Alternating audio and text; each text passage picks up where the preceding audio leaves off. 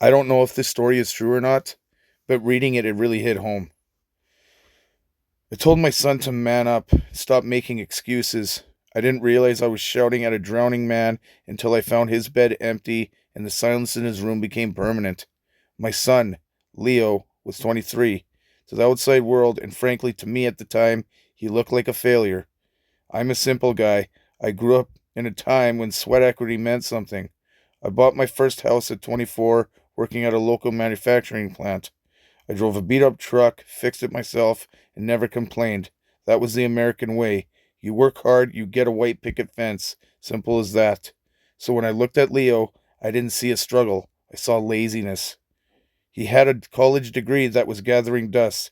He spent days glued to his phone, delivering food for one of those gig economy apps, and sleeping until noon.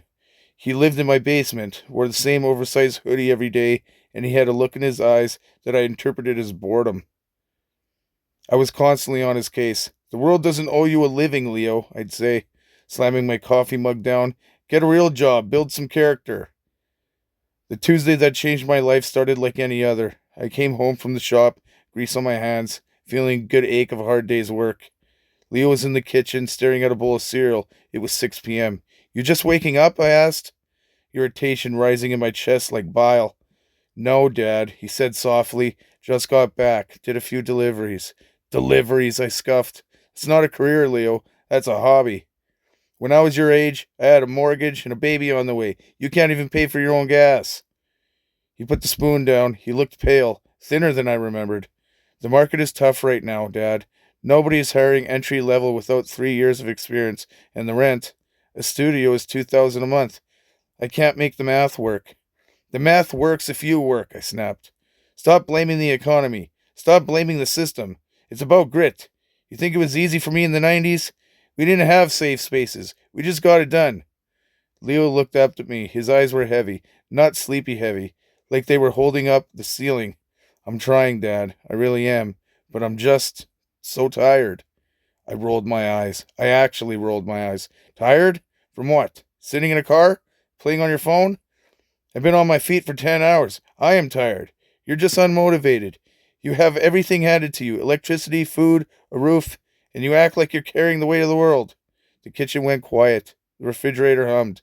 The news played softly in the background, talking about inflation rates, but I wasn't listening. I was waiting for him to argue, to fight back, to show some spark. Instead, he just nodded. You're right, he whispered. I'm sorry I'm not who you were at my age.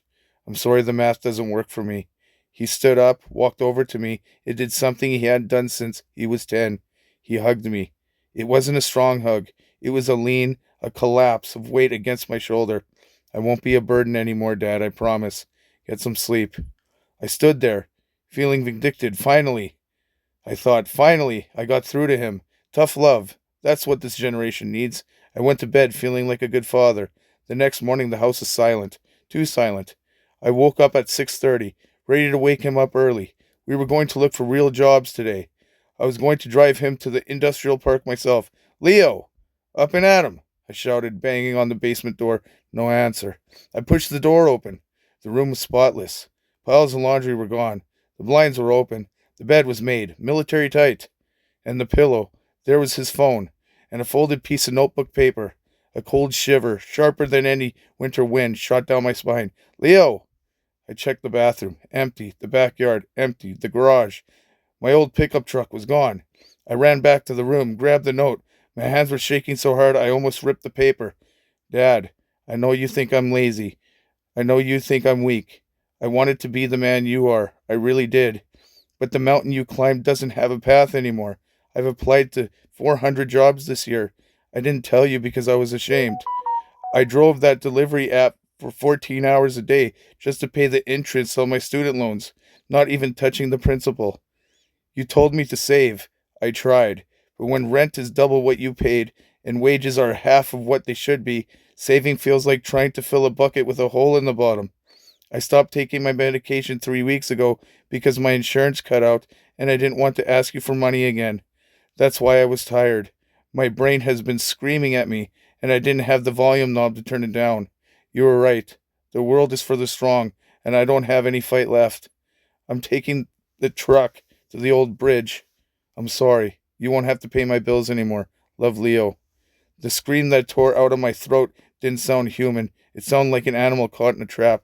I dialed 911. I drove to the bridge. I drove so fast the world blurred into gray streaks. I saw the flashing lights before I saw the river. I saw the tow truck. I saw my pickup.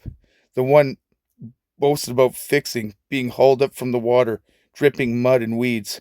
I collapsed on the asphalt.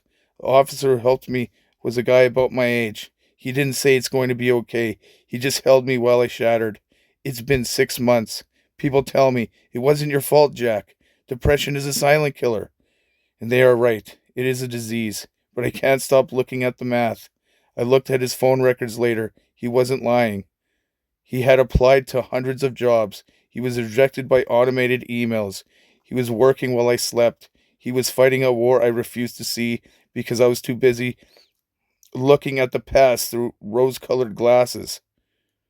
I measured his success with a ruler from 1990, and I beat him with it when he didn't measure up. We tell our kids, when I was your age, I had a house and a car. We forget to mention that a house costs 2 years' salary, not 20. We forget that we had pensions, not gig contracts. We forget that we had hope. Leo didn't need a lecture on grit. He needed a dad who understood that I'm tired didn't mean I need sleep. It meant I'm running out of reasons to stay. I visit his grave every Sunday. I tell him about the truck. I tell him I'm sorry, but he can't hear me. The world is full of Leos right now. Young men and women who are working harder than we ever did for half the reward, carrying the weight of a broken economy in a digital isolation we can't comprehend. If your child tells you they are tired, if they seem stuck, if they are struggling to launch in a world that has clipped their wings, please put down your judgment. Throw away your back in my day stories. Don't tell them to man up. Tell them you are there. Tell them their worth isn't their paycheck or their property. I would give everything I own, my house, my pension, my pride, just to see my son sleeping lazily on that couch one more time. A perfect dead son is a trophy of nothing but regret. Listen to the silence before it becomes eternal.